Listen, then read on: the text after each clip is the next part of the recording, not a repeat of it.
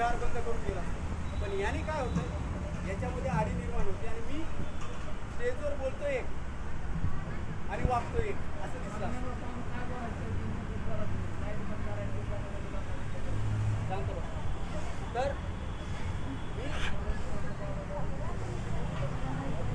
तर आपण हे असं वागून नाही जमत. मला करता आलं असतं हे सगळं, लाईट बंद करून किंवा हे करून, पण त्यातून आपल्याला नेमकं साधायचं आहे काय, कटुता आपल्याला घालवायचं. म्हणजे आपण स्टेजवर वेगळं बोलायचं आणि प्रत्यक्षात अंगीकारायचं वेगळं, हे काय त्याला अर्थ काय. म्हणजे मी ते घेतात ते बांधव आहेत, त्यांनी घेतली वंदना, ठीक आहे, आपण आपलं काम करायचं, आपण चालू करून दिलं सगळं.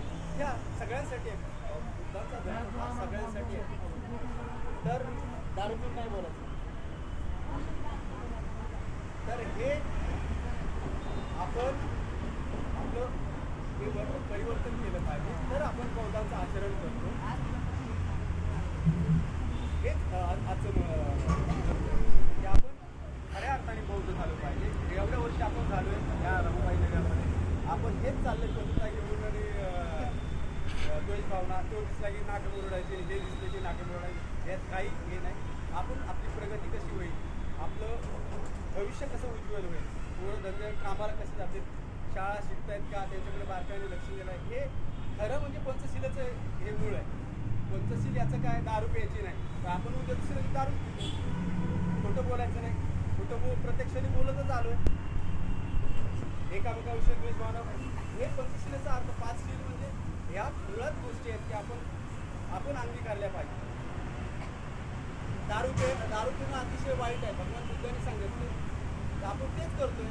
मग आपण तुम्हाला मला म्हणण्याचा काय अधिकार, आपण आपल्या मुलांना काय देणार आहोत, हेच देणार आहोत. केवळ नाच गाण्याने ह्यानी होत नाही, त्यांनी घरात बसून आपली मुलं काय करतायत, आपण काय केलं पाहिजे, शिकतायत का, त्यांच्याकडे लक्ष. एका पालकाला हे पण माहिती नाही की आपला मुलगा कितवीला आहे, आपली मुलगी कितवीला आहे, किंवा आपल्या मुलीच्या पॅरेंट्स सभेला कधी जातात का ते पण माहिती नाही. गेलं पाहिजे, हा दम आहे. आपण आपल्या घरातून चालू करायला पाहिजे की आपण आपल्या मुलाच्या कितवीला आहे, आपण पॅरेंट्स सभेला जातो काय, तर हे आपण दिलं पाहिजे. बाकी मला एवढं काय सांगायचं नाही. आपण सुटल्या या आजच्या 3 घटना आपल्याला सगळ्यात माहिती आहे, कारण भगवान बुद्धाचा जन्म वैशाख पौर्णिमेला झालेला आहे, त्यांना ज्ञानाची प्राप्ती वैशाख पौर्णिमेला झालेली आहे, आणि त्यांचं महापरिनिर्वाण ही तर महापरिनिर्वाण ही बौद्ध पौर्णिमेला झालेलं आहे. या 3 मुख्य घटना आहेत. या 3 मुख्य घटना पूर्ण देशामध्ये नव्हे, जगामध्ये, पूर्ण बौद्ध राष्ट्रामध्ये आज मोठ्या प्रमाणात साजरे केल्या जातात. माझं यावेळेचं दुर्दैव असं की आम्ही श्रीलंकेला जाणार होतो, आज मोठ्या प्रमाणात श्रीलंकेला उत्सव साजरा करतो, पण माझा पासपोर्ट आलेला नाही, कारण विसा आला आहे, माझा आला नाही. तर त्यासाठी आम्ही, नाहीतर आज आम्ही श्रीलंकेमध्ये असतो. आज बहुत खऱ्या अर्थाने हे माझं दुर्दैव आहे. बघू पुढच्या वेळेस आपण सगळ्यांनी देश विदेशात जावं. बौद्ध काय राष्ट्र आहेत, बौद्धात काय शिकवलं जाते, बौद्ध कसे वागतात, कसे निवड स्टेजवर बोलून नाही होत, त्यास आपल्या आचरणात केलं पाहिजे. मुलांच्या शिक्षणाकडे लक्ष दिलं पाहिजे.